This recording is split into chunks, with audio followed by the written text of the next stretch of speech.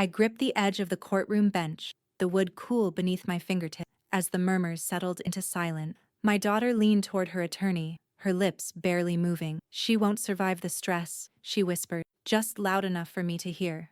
My own daughter. After I raised her alone, after I sold my wedding ring to cover her tuition, after I sat beside her through every heartbreak. Now she was betting on my collapse, hoping the pressure would finish what betrayal had started. But she hadn't seen what survival looks like in its final form. Before we begin, may I ask, where in this big, beautiful world are you listening from? It's always a quiet honor to know who's sharing this space. Drop it in the comments, and don't forget to subscribe.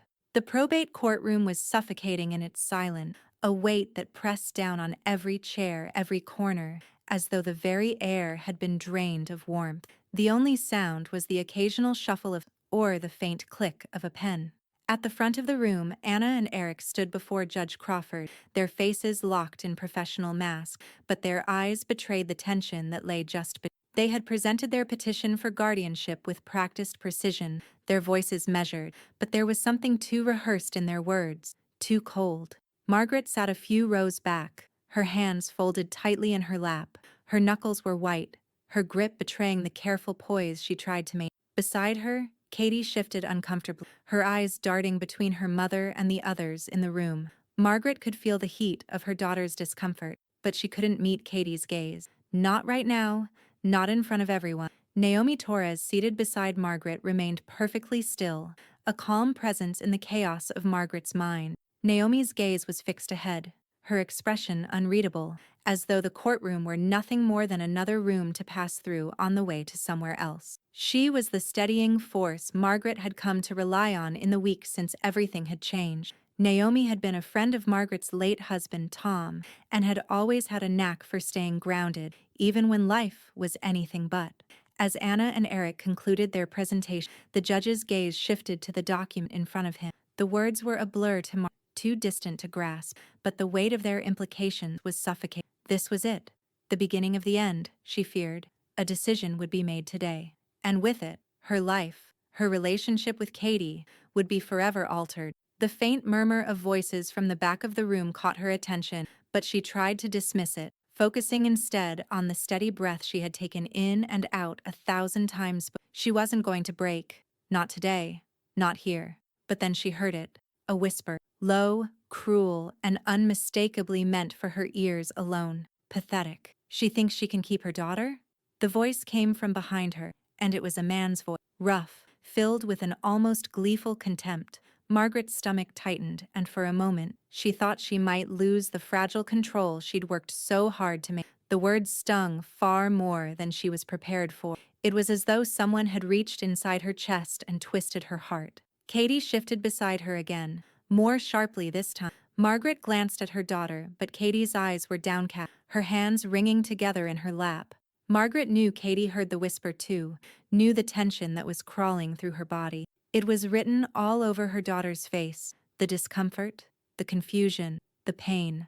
But Margaret couldn't let it break her. Not now. Not in front of everyone. She clenched her jaw, her fingers tightening around the hem of her dress. The whisper was nothing more than an echo, a ripple in the still waters of this cold, sterile place. It didn't matter. She would rise above it. Naomi leaned slightly toward her, her voice barely a murmur. Ignore them. Margaret gave a small, almost imperceptible. Naomi's calm had always been a source of strength for her, but this time, it felt different. The whisper, the cruelty, it was harder to ignore. But Margaret knew Naomi was right.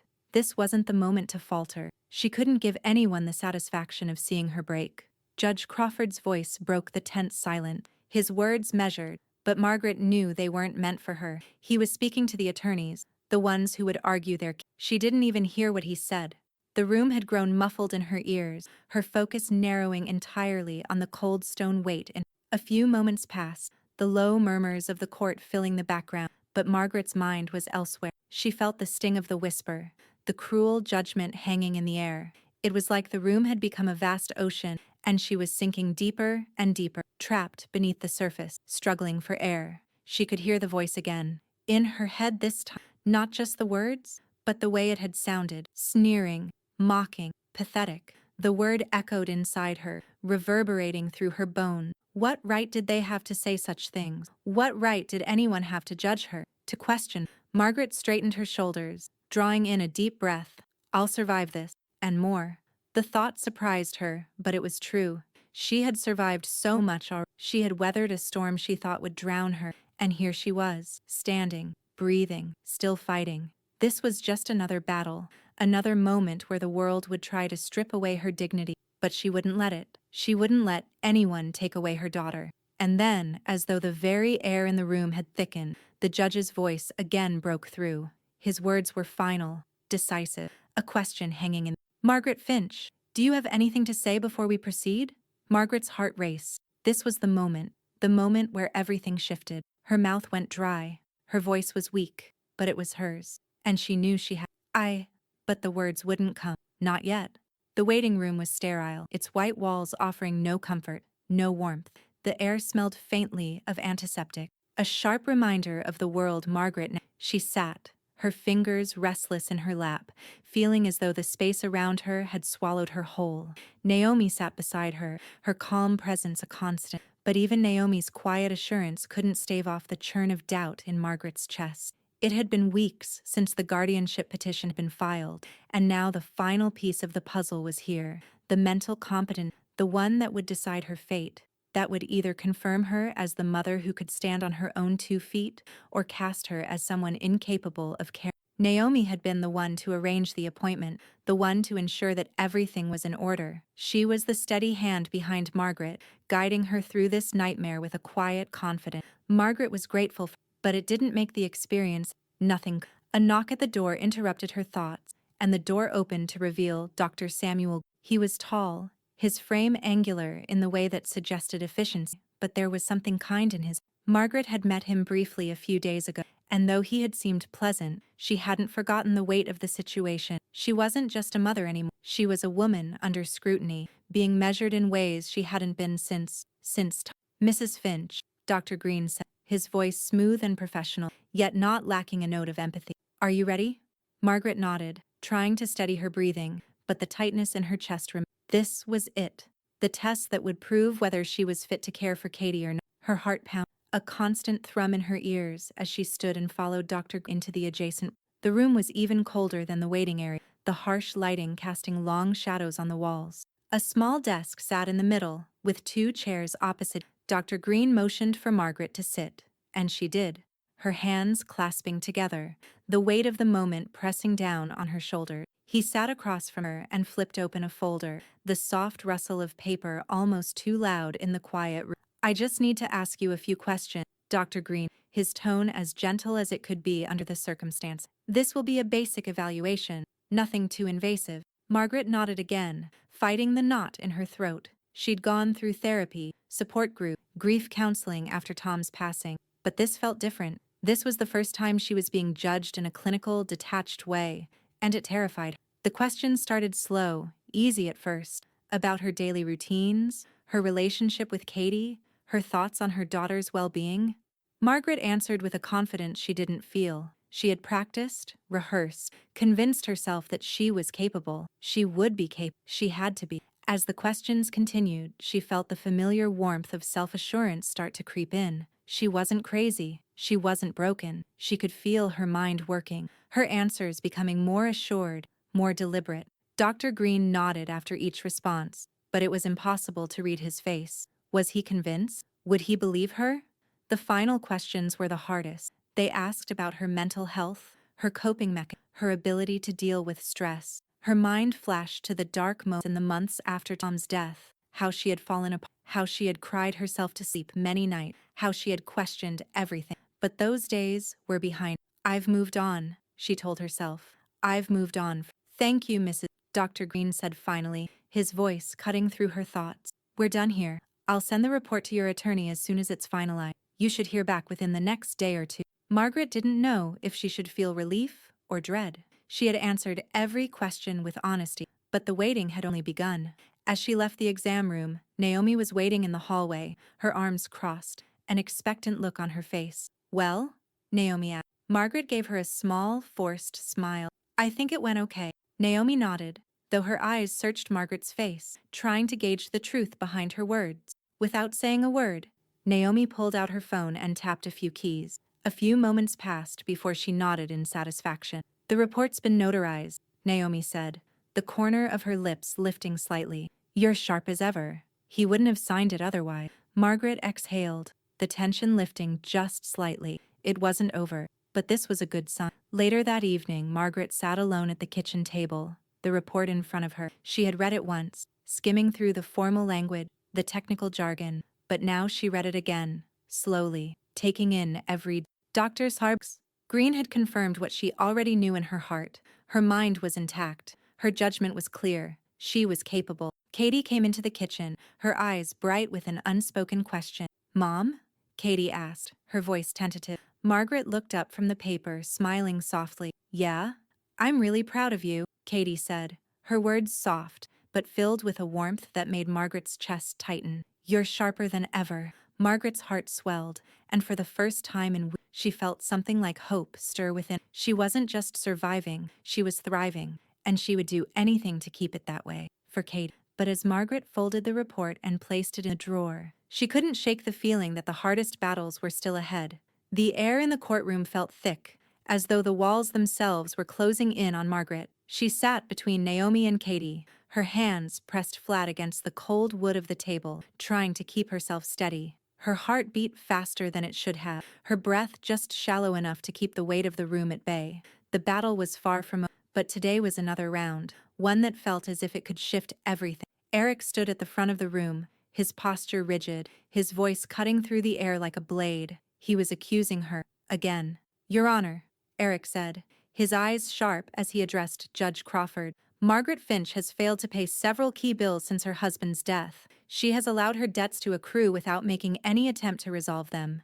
This demonstrates a lack of responsibility, Your Honor, and I believe it disqualifies her for Katie. The words hit Margaret like a slap, but she didn't flinch. She couldn't. Not now.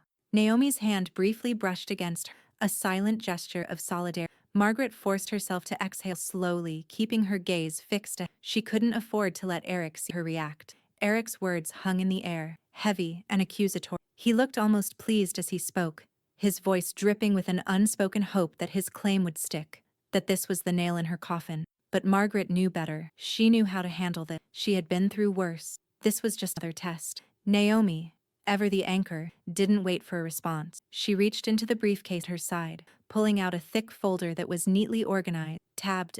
Margaret had worked with, gathering every receipt, every statement, every payment proof she could find. This was going to be their counterattack. Without a word, Naomi stood, walking to the front of the room, her presence commanding yet unhurried.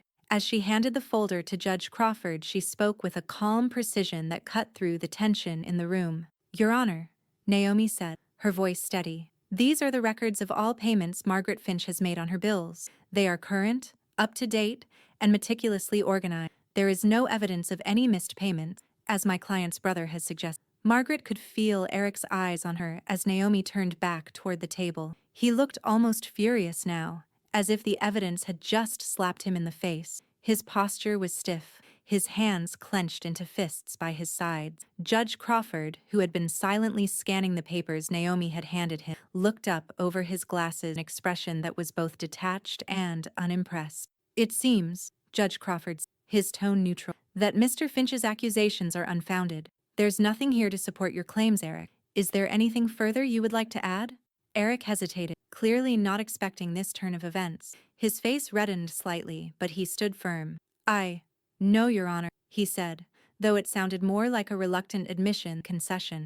Margaret felt a quiet rush of victory flood through her. She didn't allow herself to smile. No, this wasn't over. But Eric had been exposed, and that small victory was enough for now. She glanced at Naomi, who gave her a small, approving nod. Naomi had fought beside her through this entire process. She was her ally, her protector. They were in this together. Katie, sitting beside Margaret, watched her grandmother intently, her eyes wide with a mix of awe and quiet admiration. Margaret's heart swelled with pride, but there was something more in her daughter's gaze, a newfound understanding that this wasn't just about winning the fight. This was about standing up, no matter how impossible the odds felt. I see, Naomi said, breaking the silence with a soft but firm voice. Your Honor, I would like to add that these payments represent only a small portion of the responsibilities my client has been handling alone since the death of her husband. Her financial decisions are thoughtful, and she's shown resilience in keeping things together for. Margaret sat back, letting Naomi take the reins. Naomi's calmness was a force, one that Margaret had learned to rely on. And today, Naomi's words were like armor. The judge was listening, and Eric's argument was crumbling. As the silence in the courtroom stretched, Margaret could feel Irene's presence behind her. The older woman, sitting a few rows back, whispered to Margaret, her voice soft, but carrying a knowing edge. "You're teaching them numbers," she said. The words a reminder of the lessons Margaret had taught her children, lessons that had gone beyond academics and into survival. Margaret's lips twitched, the faintest of smiles tugging at. She hadn't taught Katie just how to balance a checkbook or file tax. She had taught her how to keep standing, even when it felt like everything was working against her. Margaret leaned slightly toward her mother, her voice quiet but determined. "Lessons just beginning," she whispered, as if she were speaking not just to Irene, but to the entire room. Katie's gaze shifted from Margaret to Naomi, then back again. There was an understanding in her daughter's eyes now, one that spoke of trust, of faith that had been built slowly but surely over the past few weeks. But even as the evidence weighed in Margaret's favor, the room was still thick with. This battle had been won, but the war was far from over. She couldn't afford to let her guard down. The motion had been thwarted for now, but Eric wasn't finished. Margaret could feel the shift in the air, the way everything seemed to hang in the balance. This wasn't just a legal fight anymore. It was a fight for her life, for her future, and most importantly, for Katie's. The courtroom buzzed with the faint hum of whisper, the tension still thick in the air, but Margaret could feel the shift. Eric's accusation had crumbled under Naomi's evidence, and for the first time in days, Margaret allowed herself a brief, deep breath. Her hands, now steady, rested in her lap as the judge announced a short recess. Margaret could feel Katie's gaze, heavy but thoughtful, lingering on her. She didn't dare look back. Katie had been quiet all through the hearing, her eyes filled with a mix of confusion and admiration, but Margaret could feel her presence beside her, solid, comforting. But the battle was far from over. Naomi, her ever-watchful ally, leaned in, her voice barely a murmur. "You're doing well," Naomi said, her words like a quiet affirmation. "But we're not done yet." Margaret nodded, grateful for the support. Naomi was her rock in the, always calm, always ready with a plan. As they prepared to stand and leave the courtroom for the recess, Naomi pulled out her phone. She didn't say anything at first, but the look in her eyes shifted. It was one of concern, but also purpose. "I just spoke to Detective Benson," Naomi said, her voice low. "There have been multiple unauthorized withdrawals from your account." Margaret's pulse spiked, the words landing with an uncomfortable weight. Unauthorized withdrawals? She knew there had been some strange transaction, small amount, enough to go unnoticed. But this felt different. This felt like something that could tip the scales in ways she hadn't anticipated. "More than just small withdrawals, Naomi?" Margaret asked, keeping her voice level, though she could feel the flicker of something dark building inside her. Naomi didn't need to answer right away. The look in her eyes said it all. This was more than just a mistake or oversight. There was a calculated pattern. "They've been picking at your savings. I need to get the full details from Benson, but it's clear someone has access to your accounts." Naomi's words were calm, but there was no mistaking the urgency beneath them. Margaret clenched her. Eric had been attacking her credibility, her competence. Now he was attacking her finances? It was bad enough that he'd made her out to be irresponsible. But this? The thought of someone violating her privacy, robbing her, felt like a betrayal that ran deeper than anything she could have imagined. Before she could respond, Katie's soft voice interrupted. "Mom, I think I saw Eric using your card the other when he came by the house." Katie's words were hesitant but sharp, like she was testing the waters, unsure if she should have spoken at all. Margaret's heart skipped. Katie had seen Eric with her. She had always suspected that something wasn't right, but now, the pieces were beginning to click together in a way that unsettled her. Katie's eyes shifted, as if unsure whether this revelation would make things worse, but Margaret's expression remained composed, a mask of quiet fury. Inside, though, a storm was raging. Eric had always been someone Margaret could rely on, but the betrayal now cut deeper than she could have imagined. Still, she couldn't let it show. Not here. Not now. Margaret took a steadying breath. "Thank you, Kate," she said, her voice even. "We're going to get to the bottom of this." Irene, who had been seated just behind them, leaned in, her voice cutting through. "They're robbing you blind, Margaret. You know that, right?" Irene's words were blunt, delivered with a quiet fury of her own, the kind of anger only a mother could carry. Margaret's lips pressed into a thin line, but she didn't respond. Her mother's words weren't new, they were a painful truth she was only beginning to process. Instead, Margaret took the binder that had been resting on her lap and opened it, flipping to a blank page. She scribbled a few notes, her pen moving fast. She didn't need to see the figures, the dates, or the exact amounts right now. She just needed to capture the essence. Eric had crossed a line, and it wasn't just about Katie anymore. This was about dignity, trust, and the unspoken promise that no one would steal from her family. Not now, not ever. Naomi, ever perceptive, leaned in again. We'll turn these whispers into exhibits, Margaret. You'll have the proof to take to the court, to take to whoever needs. We'll use everything, every withdrawal, every deed. Margaret nodded, the fury inside her building. The world had been trying to break her down.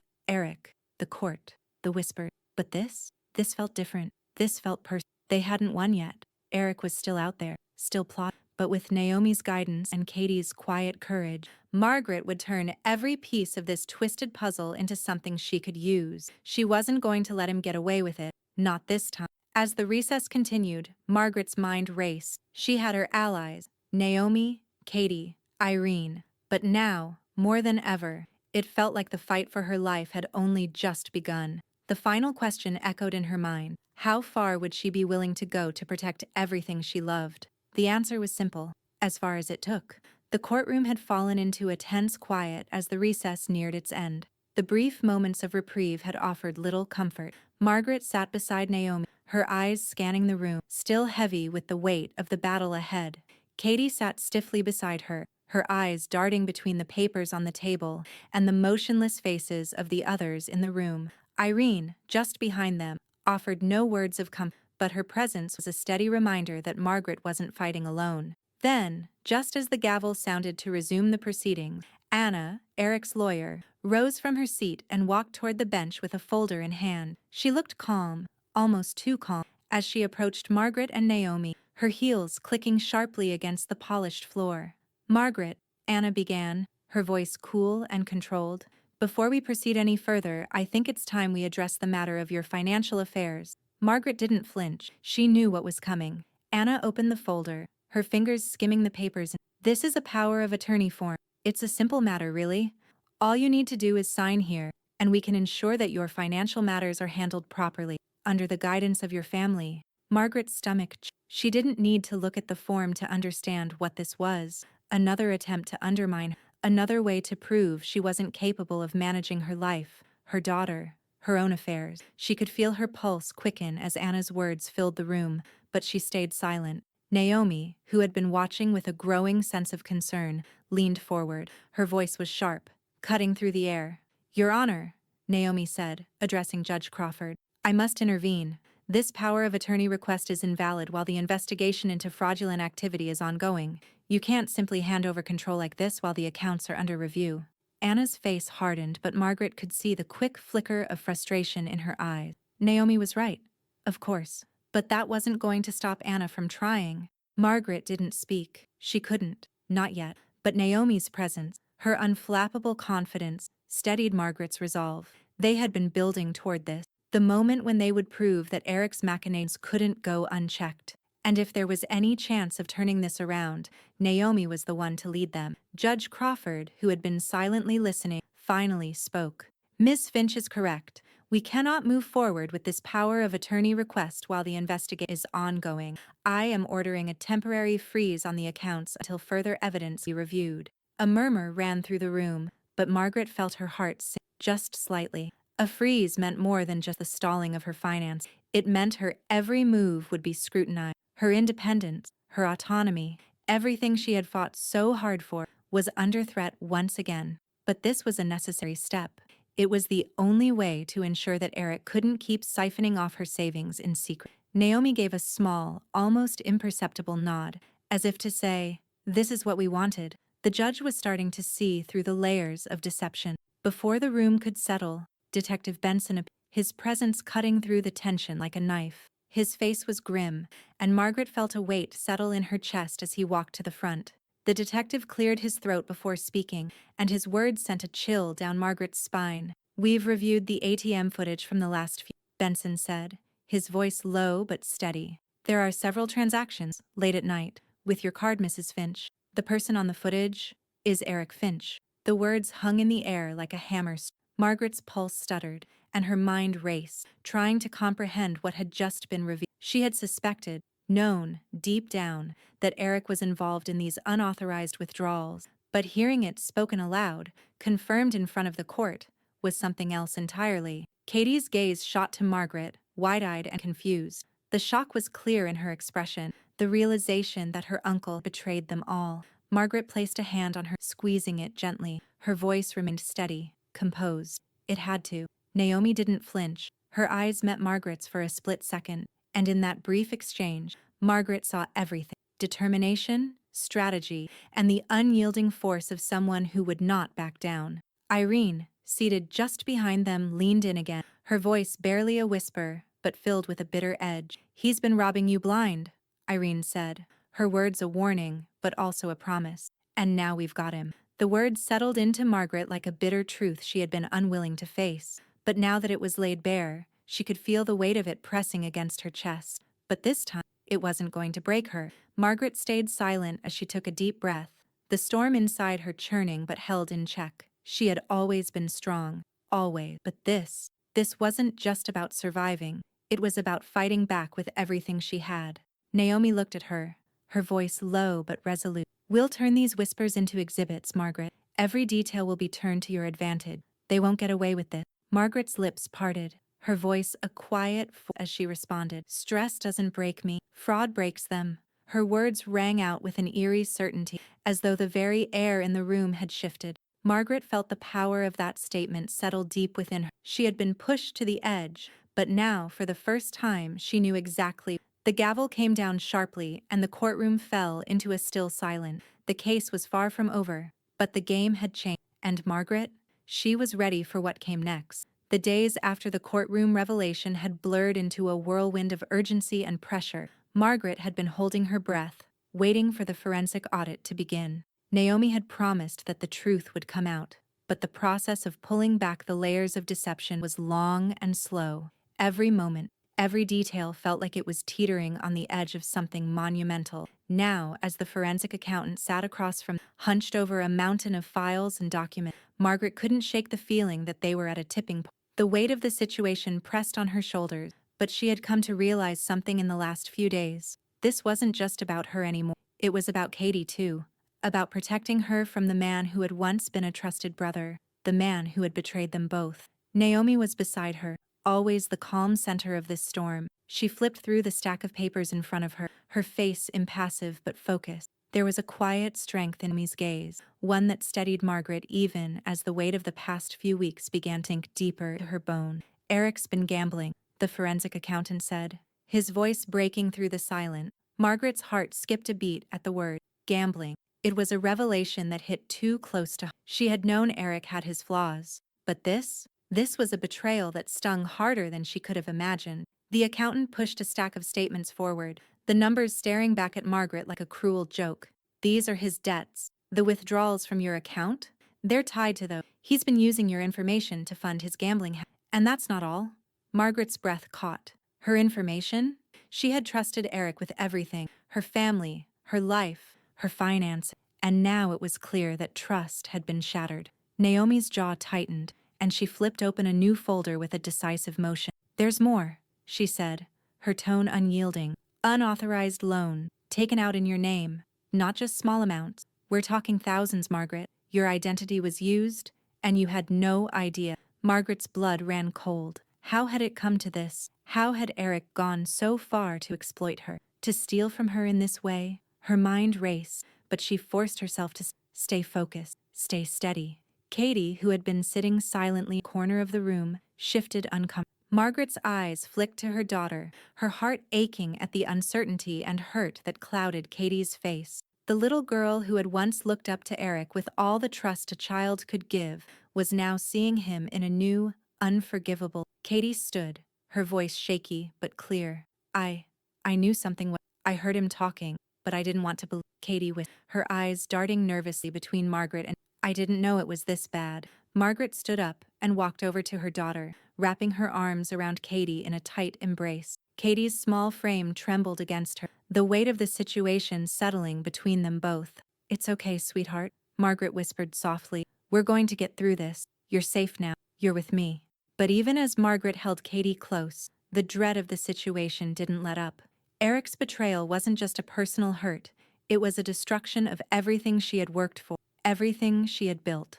Irene, who had been sitting quietly at the table, leaned forward, her voice low but fierce. "You're not alone in this. We'll see it through." Her eyes held a quiet reassurance, but Margaret knew her mother's anger matched her own. This wasn't just about money. This was about Eric crossing a line that could never be undone. Margaret nodded, the weight of her mother's words grounding her. This wasn't over. This fight wasn't just about the numbers on the papers, or even the money Eric had stolen from her. It was about showing her daughter what it meant to stand up for what was right, about proving that even when it feels like everything is falling apart, there was always a way to rebuild. Naomi glanced over at Margaret, a brief moment of understanding passing. "We've got the proof now," Naomi said, her voice almost a whisper.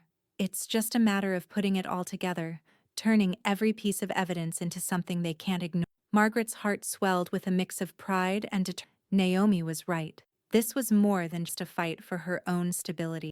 It was about Katie's future, about making sure Eric couldn't take anything else from. The room felt suffocating for a moment, the weight of the evidence in front of them, the mountains of paperwork, the revelations piling up one by one. But as Margaret looked at Katie, her daughter's eyes now brimming with a quiet strength, she knew one thing: for this battle was theirs, and they would win. "Evidence is oxygen," Margaret whispered to herself, more as a reminder than anything else. "And we're breathing it in." Naomi turned to her, giving a knowing nod. "Let's breathe deep then." But as the words settled in the room, Margaret couldn't shake the feeling that the hardest part was still to come. The whispers started the morning after the forensic audit was announced. Margaret could feel the shift in the air, the way the world seemed to hold its breath and wait. It was as though, in the eyes of the people around her, the truth of her family's unraveling had become a spectator sport. She'd heard the murmurs at the grocery, the whispered conversations in the church lobby, the sympathetic glances and sideways looks, but it was in the quiet corners of her neighborhood, behind the fences and overgrown hedges, that the rumors took root. "Did you hear about Margaret Finch?" one neighbor whispered, her voice barely a murmur but loud enough to make Margaret freeze in her tracks. "They say she's showing signs of dementia. Can't trust her to handle her finances anymore. Poor thing." Margaret clenched her jaw, fighting the wave of anger and helplessness that surged through her. She wanted to turn and confront them, to demand an explanation, to make them understand the truth of what was happening. But instead, she swallowed it down, turning away before they could see the fury brewing behind her calm mouth. She couldn't afford to be seen as the fragile, grieving widow. She had no room for. At church later that week, it all came to a head. The gossip had spread like wildfire, and Margaret couldn't help but overhear snippets of the conversation as she stood in the back, clutching her prayer book. The tone was familiar, that soft blend of pity and judgment. Her stomach. Irene, seated beside her in the pew, had heard it. She was a rock, her presence always a silent fortress of defiance. But today, Margaret could see the sharpness in her eyes as she stood abruptly, her chair scraping across the floor. Her voice rang out, louder than it needed to be, carrying across the pews. "This is nonsense!" Irene's words broke through the hushed voices, her anger palpable. "Margaret's mind is as sharp as ever, and anyone who thinks otherwise has no idea what they're talking about. This isn't some sad family drama for you all to gossip about." Margaret winced, her face flushing as she felt every eye in the room shift toward her. She knew her mother meant well, but this wasn't the time for a scene. She felt a pang of discomfort, the weight of the public scrutiny pressing in on her once more. But even as the eyes of the congregation lingered, Margaret kept her posture steady, not letting the shame that burned her cheeks show on her face. Later that afternoon, when Katie came home from school, Margaret could see the storm brewing in her daughter's eyes. It wasn't the usual quiet sadness that had plagued her mom's death. No, this was something sharper. Katie hesitated before speaking, as though she wasn't sure how to put it into words. "Mom," Katie said softly, "I overheard some of the kids today. They were making fun of us. They said you were too old to be in charge of your own. They said," Katie trailed off, her voice tight. "They said we're just pretending, that you don't really know what's going on." Margaret's heart broke for her daughter. The cruelty of children was one thing, but the way the community had begun to erode her dignity was another. It was one thing for Eric to betray her, but to have the world turn on her like this? It felt unbearable. She took Katie's hand, leading her to the small porch swing out back. The weight of the world to press down on her shoulders, but she kept her voice calm, methodical. "Katie," she said gently, "I know it hurts, but this is about them, not us. People will say things when they don't understand. They're scared. But you and I? We know what's real. We know what's true." Katie looked up at her, her eyes filled with confusion and hurt. But Margaret squeezed her hand, offering a quiet smile. "You're stronger than you know. And the truth? It doesn't change just because someone else does." Naomi's voice, calm and steady, echoed in her mind later that evening. "Patience, Margaret. Your public image is leverage. They want to tear you down. They want to see you crumble. But they don't know what. Let them think whatever they want. The law will remember the truth." Margaret let the words sink in, the weight of them both a relief and a burden. Patient. She had spent so long holding her ground in silence, but this was something else. It wasn't just about proving her strength to those who would doubt her. It was about letting the law, the evidence, speak for itself. And they would. That evening, she sat down at the binders of evidence spread out before her. The room was quiet, save for the soft ticking of the clock on the wall. Katie had gone to bed early, and Irene had disappeared to her own space, leaving Margaret alone with her thoughts. She took a deep breath, her pen poised above a blank page. The ink flowed onto the paper as she wrote with careful precision. "They're erasing me socially, but law remembers." The words burned in her chest, a vow that ran deeper than any legal claim or accusation. The law would remember, the court would, and eventually, so would everyone. She set the pen down, glancing over at the evidence laid before her. Every document, every file, every piece of paper was a step closer to the truth. The world might be trying to erase her, but she wasn't going anywhere. Not now, not ever. And as the night stretched on, Margaret felt the weight of that resolve settle into her bones. She would make sure the law remembered. She would make sure everyone remembered. The morning sun filtered through the curtain, casting soft, uneven light across the kitchen table where it sat. She had been awake long before the clock struck 7, unable to sleep, consumed by the weight of everything that was unfolding. The previous days had been a blur of legal meetings, public whispers, and quiet moments of contemplation. She was living in the shadow of a relentless storm that refused. Then, the storm came for her in more visible form. Margaret opened the newspaper with a mixture of dread and inevitability. The headline caught her eye instantly. "Elder exploitation allegation. Local woman's family caught in web of deceit." Her stomach dropped. The article was a brutal piece, one that detailed Eric's gambling debt, the unauthorized loans taken out in her name, and the financial crimes that had been hidden beneath the veneer of family loyalty. The words jumped off the page like daggers, exposing her to the public eye in ways she couldn't control. The reporter had even included her age, drawing attention to her vulnerability. The insinuation was clear: the elderly widow, exploited by her own flesh and blood. But there was a twist. For every salacious detail about Eric's betrayal, there were small but powerful shifts. The community's sympathy was now turning toward Margaret. The same people who had whispered behind her back, speculating about her mental state, were now questioning how far Eric had. The public's tone had changed. They were no longer casting doubt on Margaret's competence. They were seeing her as a victim, a woman caught in a web of lies, forced to fight against the very person she had once. Her phone rang, snapping her from the page. Naomi's name flashed across the screen. Margaret answered without hesitation, knowing exactly what the call was about. "Margaret." Naomi's voice was calm but resolute. "It's out there.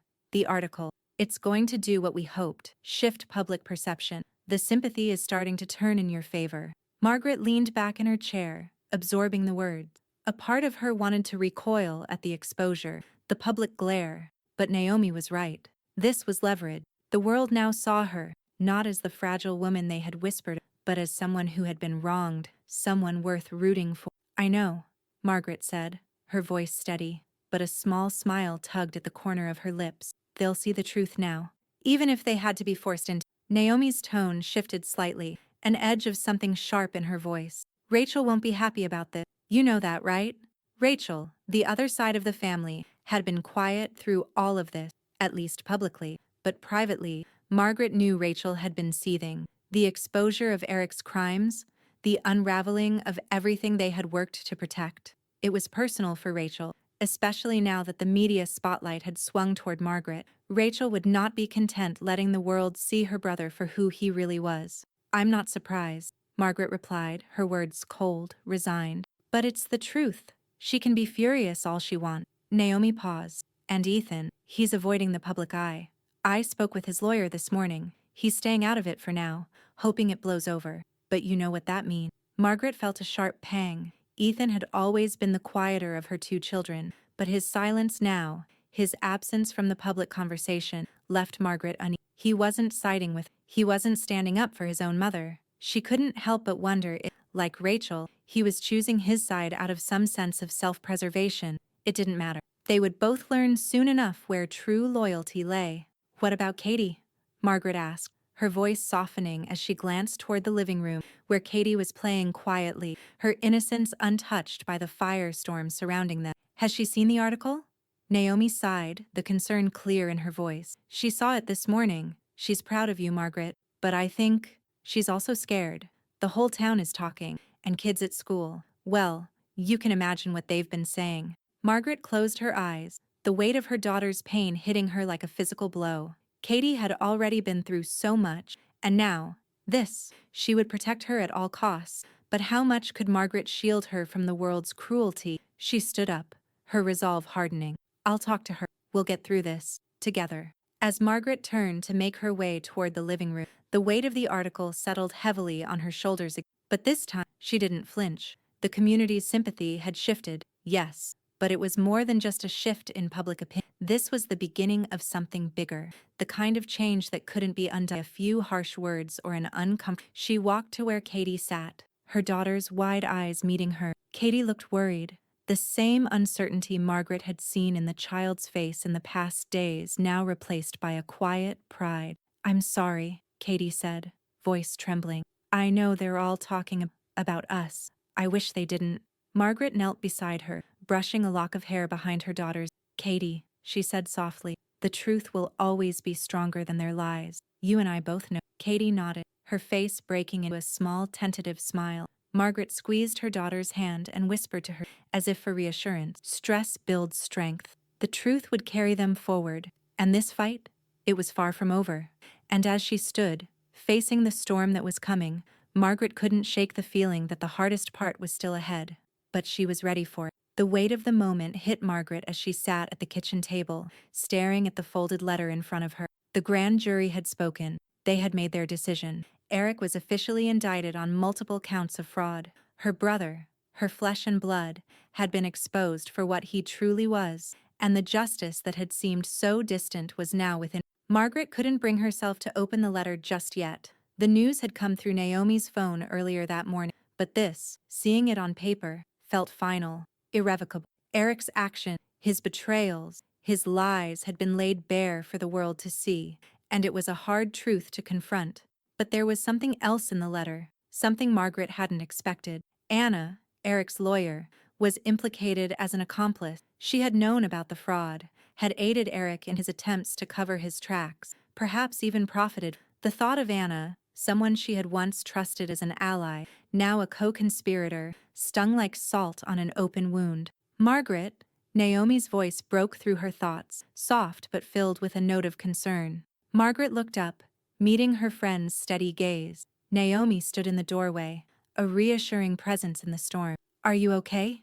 Naomi asked, stepping into the room and gently taking the letter from Margaret's hands. She looked at it for a long moment before meeting Margaret's eyes again. "I'm fine," Margaret replied, her voice quiet but resolute. "It's just so much. It's real now." Naomi nodded, sitting beside her. "It's real, but it's also the turning point. This is where the truth finally starts to win. Eric's not going to get away with it, and neither will Anna." Margaret nodded, though she couldn't shake the tightness in her chest. The truth had always been a distant hope, but now, the truth was an overwhelming flood, and she was wading through it, unsure of what the future held. She couldn't afford to let the weight of it crush her. She had to keep moving forward, for Katie. Katie's voice broke into the quiet. "Mom?" she called from the living room, her voice trembling. Margaret's heart clenched, knowing that her daughter was struggling with the same storm of emotion, even if she wasn't yet fully aware of the depth of it. Margaret stood, her legs shaky for a moment, and walked to the living room. There, she found Katie sitting on the couch, her small frame curled in on itself, face buried in her. Margaret's heart broke at the sight, but she knew she had to stay composed. Katie? Margaret's voice was gentle, the softness of it enough to draw Katie's tear-filled gaze to. What's wrong, sweetheart? Katie sniffled, wiping her eyes, looking. I don't know what to think. I know what happened, but I don't know if I should. He's my uncle. He's family, Mom. Margaret sat beside her daughter, her arm wrapping around her as Katie leaned. It's okay to be conflicted. Family doesn't always mean trust. And what Eric did, it wasn't just a mistake.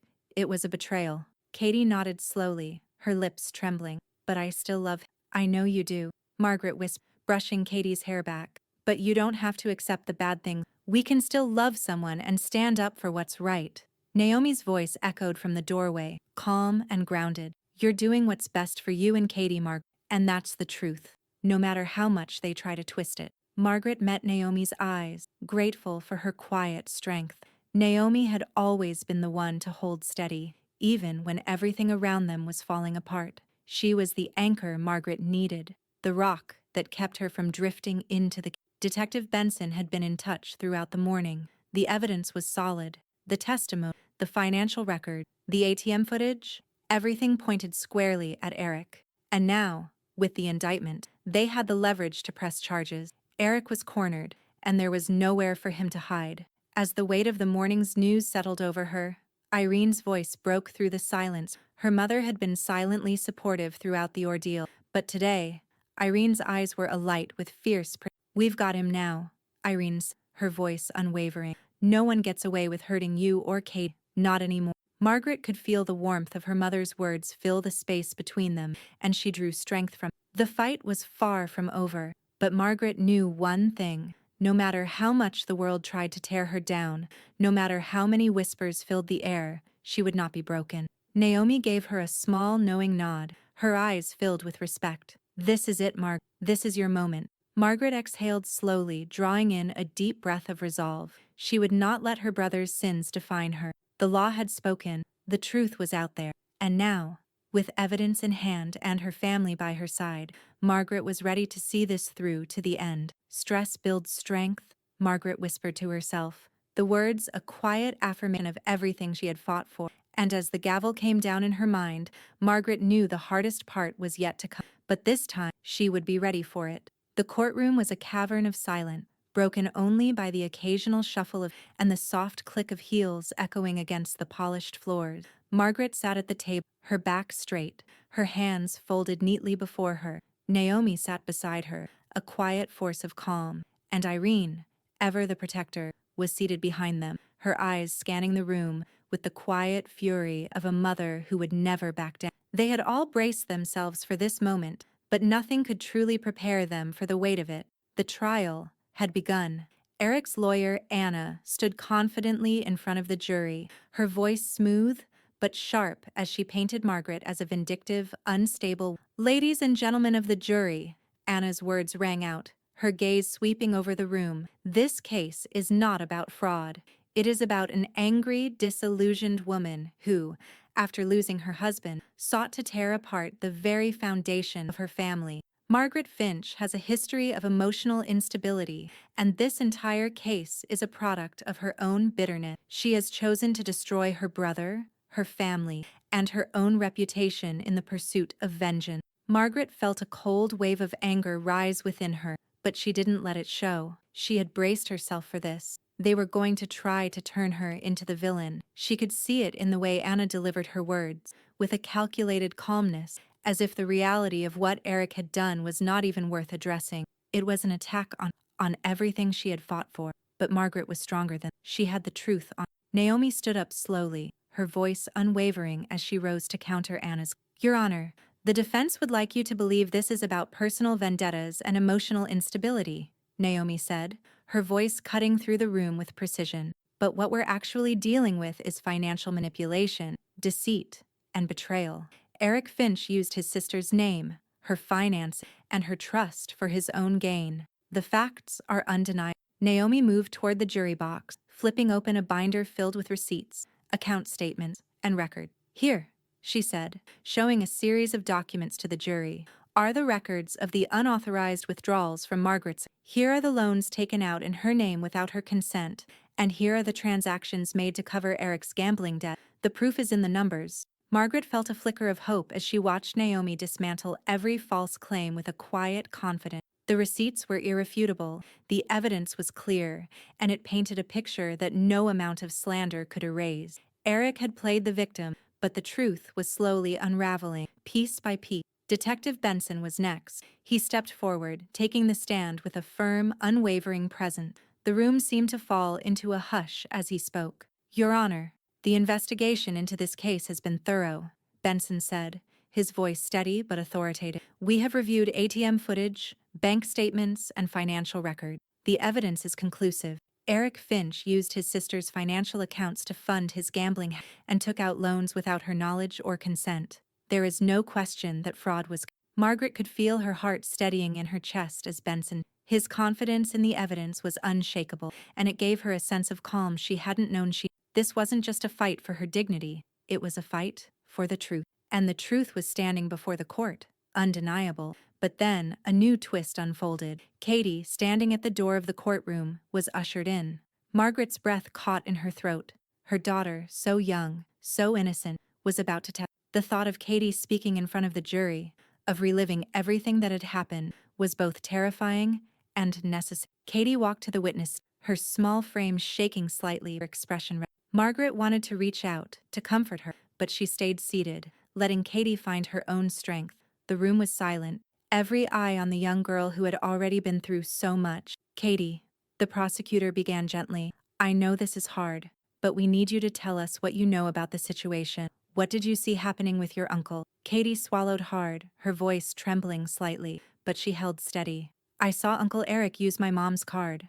I didn't know what he was doing at first, but then I heard him talking on the phone about it. He said he was taking money from her because she didn't know what was going on. He wasn't supposed to do that, was he? Margaret's heart clenched as she saw the struggle in her daughter's eyes. The words were painful for Katie to say, but there was strength in them. Strength that Margaret hadn't expected but was so proud to witness. Katie was standing up for what was right, even at such a young age. Judge Crawford listened intently, his expression unreadable as he turned toward the jury. It was clear that the room had shifted, the air now thick with the weight of the truth. The jury was leaning toward Margaret. She could see it in the way they leaned forward, in the way their eyes lingered on her as they processed the test. For the first time in this long battle, Margaret felt a flicker of hope that the scales of justice were tipping in her favor. The truth was winning, and nothing, not even Eric's lies, could change that now. Margaret sat back in her chair, the calm resolve she had cultivated for the past weeks settling over her like a shield. She had been through the storm, and she was still standing. The fight wasn't over, but it was hers to win. In the silence of the courtroom, Margaret whispered, her voice barely audible, the truth will prevail. The courtroom had cleared for them, and the tension in the air was palpable. Even as the building itself settled into a quiet, Margaret sat at her kitchen table, the weight of the trial still hanging heavy in the air. The jury had been sequestered, kept away from outside influence overnight, and the waiting was unbearable. They'd seen the evidence, heard the testimony, and now it was out of her hands. All she could do was wait. Her fingers drummed lightly against the table, though her body was. Her thoughts were a whirlwind of what-ifs and what comes next. What would happen when the jury returned tomorrow? Would they find in her favor?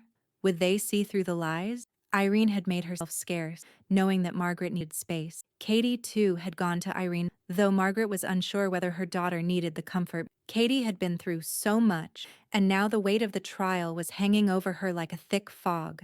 The moment Katie had testified, Margaret had seen the change in her daughter's eyes. A quiet strength she hadn't known was there, but also a certain fear of what the world was becoming. Margaret knew that she would protect Katie from the world, but she couldn't shelter her. Irene had taken Katie under her wing, offering her a safe space, free from the trials of the courtroom. It was a bittersweet comfort for Margaret, but it was necessary. Katie needed to sleep soundly, away from the worry that clung to her mother like a shadow. Naomi stayed in touch, of course, her voice a steady beacon of calm in the chaos. They're taking their time, Naomi had said earlier in the evening, her tone confident, though Margaret could hear the faintest edge of concern. But I'm confident you've given them the truth. The jury is listening. Margaret nodded silently, listening as Naomi reassured her, but her thoughts kept returning to the same point, the weight of it all. The trial was done for now, but the verdict, the decision, hung in the air like an unfinished sentence. And as the night stretched on, she couldn't shake the gnawing feeling that the hardest part was yet to come. She walked into the living room and sat down on the couch, pulling the small leather journal from her bag. She hadn't looked at it since the trial began, but something about the weight of the leather against her hands comforted her. She opened the journal to the last page she'd written on, her eyes scanning the words she had written all those weeks ago. They'll try to tear me apart, but I will not bend. I will not break. The words were as true now as they had been then. She had made it through this far, and the storm, no matter how fierce, would not take her down. Margaret paused for a moment, reflecting on the journey it had taken to get to the betrayal, the lies, the public whisper, and yet, here she was, standing tall, with the truth behind her and her family beside her. Katie was safe with Irene, the jury was deliberating, and Naomi was confident. But Margaret felt a certain sense of restlessness she couldn't She wasn't sure if it was the anticipation or the quiet, empty stillness of the night, but her mind refused to quiet. The front door opened softly, and Margaret didn't need to look up to know it was Benson. He'd been her security detail ever since the trial had started. His calm presence was a comfort to her, even if he was mostly there as a precaution. The last thing she needed was for Eric, or anyone, getting any bright ideas in the quiet of the night. "Everything secure, Benson?" Margaret asked, her voice steady as she closed the journal and placed it on the coffee table. "All clear, ma'am," Benson replied, his voice firm but not unkind. "The neighborhood is quiet. No signs of any threats." Margaret nodded, grateful for the reassurance. She knew that the danger wasn't just physical, it was emotional, and the emotional toll of the trial was far greater than any security detail could handle. Benson lingered for a moment, clearly reluctant to leave her alone, but Margaret waved him off with a gentle smile. "Go home, Benson. You've done your part."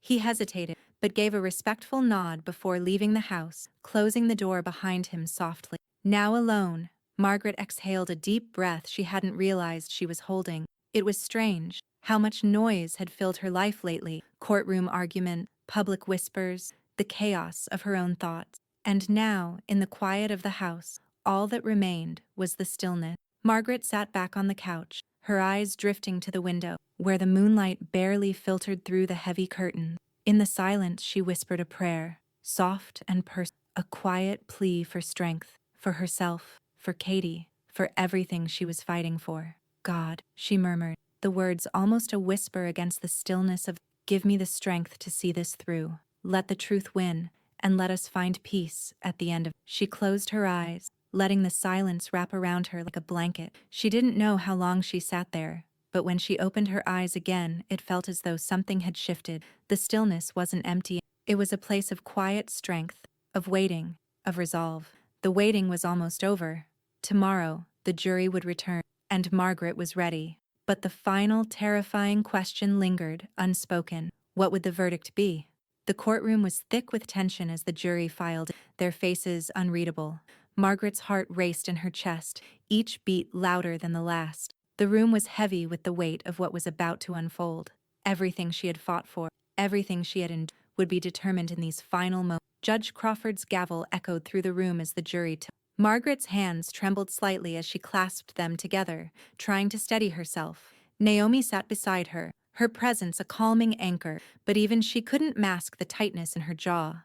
Irene, ever protective, sat behind them, her hands resting on her lap, her posture rigid with anticipation. Eric sat across from them, his face impassive, though Margaret could sense the tension in his shoulders, the way he held his body as if bracing for something he already knew was coming. Anna, his lawyer, was quieter than usual, her eyes flicking nervously between her client and the judge. The shift in the room was palpable. The defense had fought hard, but the truth was undeniable. Margaret could feel it in the air. This was the moment. Judge Crawford looked at the jury, his expression somber. "Ladies and gentlemen of the jury, have you reached a verdict?" The foreman stood, his voice steady but carrying the weight of the decision. "We have, Your Honor." Margaret's breath caught in her throat. She squeezed her eyes shut for a brief moment, steadying her. "This is it. The truth will prevail." The foreman turned to face the court. "We, the jury, Find the defendant, Eric Finch, guilty of all counts of fraud. The words hit like a hammer, reverberating through her chest. Guilty. Eric, her brother. The room seemed to hold its breath as the foreman continued. We also find the defendant, Anna Worthington, complicit in the fraudulent activity. She knowingly assisted Mr. Finch in executing these crimes. Margaret's heart thudded in her chest. Anna, the one who had stood by Eric, who had tried to twist the narrative, to tear her down. She had been implicated, exposed for what she was. A co-conspirator. Margaret felt the rush of vindication, the slow unfurling of a weight she hadn't realized she'd been carrying. Judge Crawford's voice was firm as he spoke again. As a result of these findings, the defendant's inheritance rights are stripped. Furthermore, restitution is ordered to be paid to Margaret Finch for the fraudulent actions taken against her. Margaret felt a surge of something, relief, perhaps, or even disbelief. It was over. Not just the trial, but the years of betrayal, of being made to feel small, of fighting against a system that had been stacked against her. And now, she had won. The law had seen the truth. Anna, pale and silent, sat motionless, her eyes fixed on the floor as if the weight of her own guilt had crushed her. She had no words, no arguments left. It was over for her. Katie, who had been sitting quietly in the back of the courtroom with Irene, rose from her seat and rushed toward Margaret. The moment their eyes met, Katie's small body collided with Margaret, her arms wrapping tightly around her. Margaret could feel her daughter's tears against her shoulder, and she held her tightly, reassuring her with every ounce of love and strength she had. Katie pulled back, her tear-streaked face a mixture of pride and relief. "You did it, Mom," she whispered, her voice thick with emotion. "We did it." Margaret wiped away a tear that had slipped down her cheek, her voice shaky but strong. "Yes, we did, sweetheart. Yes, we." Irene, standing beside them now, placed a hand gently on Margaret's shoulder, her voice filled with pride. "You're the strongest I've ever seen you, Margaret. You fought through it all. And now you've won."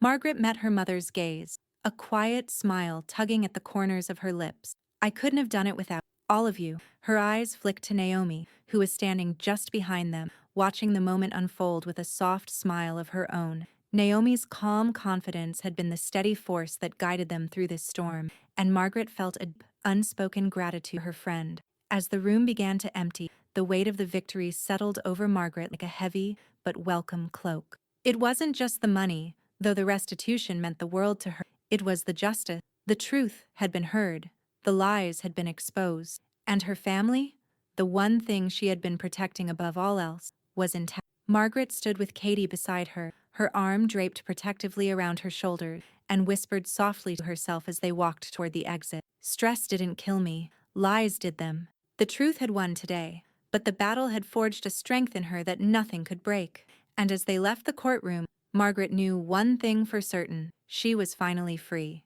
The courtroom, though abuzz with murmurs from the audience and the shuffle of papers, had taken on an almost reverent stillness as Judge Crawford, having already announced the verdict, prepared to deliver what was surely the final moment of this long, drawn-out battle. Margaret stood alongside Naomi and Irene, with Katie at her side, her small hand tightly clasped in her grandmother. For the first time in what felt like an eternity, the air in the room seemed to hum with both relief and expectation. Judge Crawford cleared his throat, his gaze sweeping over the courtroom. Margaret's pulse quickened slightly, unsure of what was about to happen but bracing herself for yet another revelation. "Ladies and gentlemen, while we have reached a verdict on the criminal matter," Judge Crawford began, his voice deliberate and commanding, "there is one final matter to address. It pertains to the estate of the late Thomas Finch and the distribution of assets therein." Margaret stiffened. She hadn't expected any further complication, but something about the way the judge spoke made her heart race again. Her hands, though steady,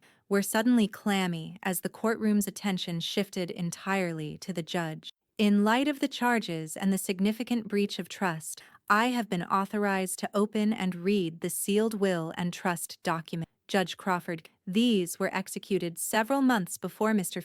and had been sealed pending the resolution of this trial." The judge reached into the manila folder in front of him and withdrew a stack of papers, each stamped and sealed. Margaret felt a strange, almost surreal calm come. She had taken steps to protect herself and her family months ago, anticipating the worst, but now everything was about to be laid bare. I'm now instructing the court clerk to unseal these documents, Judge Crawford said, the sound of the envelope tearing open slicing through the heavy silence, and to reveal the distribution of assets. The court clerk handed the papers to Judge Crawford, and the room waited with bated breath.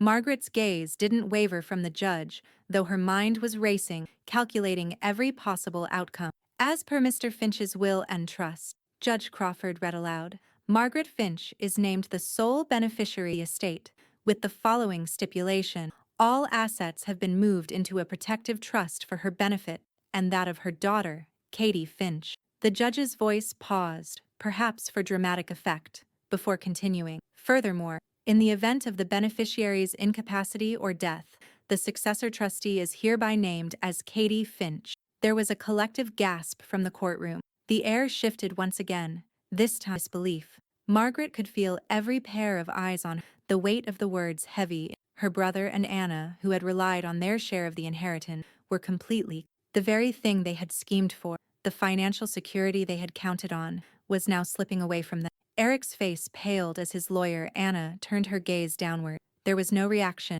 no defiant pushback, no word of protest. They had lost, completely. The trust had been set up so carefully, so meticulous, that there was no room for anyone to. The money was safe, and there was no longer any legal claim. Margaret remained still, her expression calm, composed. The truth, it seemed, had finally come full circle. The betrayal had been met with the kind of decisive finality that only the law could deliver. But Margaret didn't need to. She didn't need to say anything. The verdict, the will, and the trust documents spoke for themselves. The court had heard it all. Katie squeezed her grandmother's hand tightly, and Irene's proud gaze settled on Margaret. But it was Naomi who met Margaret's eyes first, a small, approving smile tugging at her lips. Naomi had been a steadying force throughout this entire ordeal, and now, in this moment of finality, Margaret knew that Naomi had been right all along. They had won, and they had won decisively. Anna Worthington and Eric Finch are hereby excluded from any and all inheritance claims, Judge Crawford continued, his voice resolute. This decision stands as final. Anna, now pale and silent, remained seated, her hands clasped in her lap. Unable to process the extent of her loss, she had helped her client manipulate the situation, but now there was nothing left for her. The consequences were inescapable. The room began to empty as the reality of the situation settled over. The tension in the air began to dissipate, but the weight of the truth, of everything that had unfolded, still hung heavily in the room. Margaret stood tall, resolute, as the gavel came down once more. Her family, what was left of it, had been decimated by their own action. Her victory was complete. But in that moment, as she walked toward the exit with Katie and Irene by her side, she whispered softly to herself, the words almost a mantra, "These are the papers that survive." Her heart was lighter now, but her mind was still alert. They had won, but there was something about this victory, something about the way everything had unfolded, that reminded her of the battles she would still have to fight. The real challenge, she knew, was not in the courtroom or in the document. It was in keeping her family safe, her truth intact, and her dignity unbroken. The journey wasn't over, but Margaret was finally free to walk forward into a life rebuilt, with her head held high. The quiet after the storm was unlike anything Margaret had imagined. The battle in the courtroom had ended, and now, back in the sanctuary of her home, there was a strange sense of stillness. It was as if the house itself was holding its breath, allowing her to catch up with everything. Margaret sat on the couch, her body finally sinking into the cushion, the exhaustion of the past weeks rushing through her all at once. Katie was at the kitchen table, surrounded by textbooks, her brow furrowed in concentration. The quiet clink of a pencil against paper, the soft rustle of pages, it was the kind of peaceful sound Margaret hadn't known she'd been craving. Irene, seated nearby in the armchair, had her knitting in hand, but her eyes were focused on Katie, a protective and proud look on her. It was in these moments, quiet and simple,